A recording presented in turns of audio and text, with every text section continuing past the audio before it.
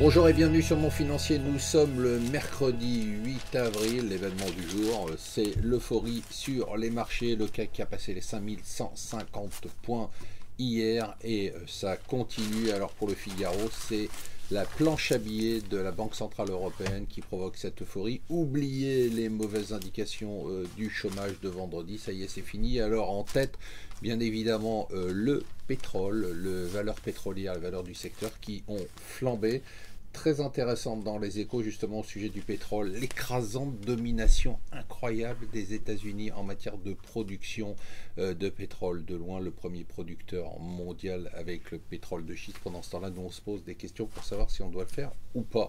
Ça sera le 1er juillet, nous dit les échos, que la réforme des allocations familiales va être mise en place. Alors pour les ménages qui gagnent plus de 6 000 euros, les allocations familiales seront divisées par 2. Pour les ménages qui gagnent plus de 8 000 euros, divisées par 4. C'est ce qu'on appelle la richesse en France.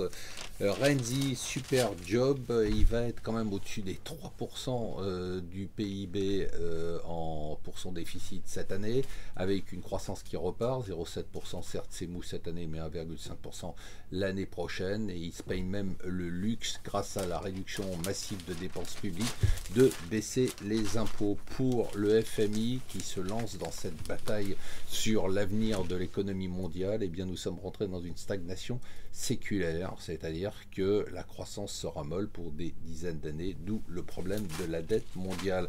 C'est la ruée vers l'Iran. Alors là, ça va défiler tous les jours. Des chefs d'État vont là-bas pour essayer de remporter des marchés. Les patrons de toutes les entreprises mondiales se ruent en Iran. Et hier, c'était donc le président turc et les officiels iraniens vont débarquer à Pékin cette semaine pour négocier avec les dirigeants de l'industrie pétrolière. Voilà, restez avec nous sur Mon Financier.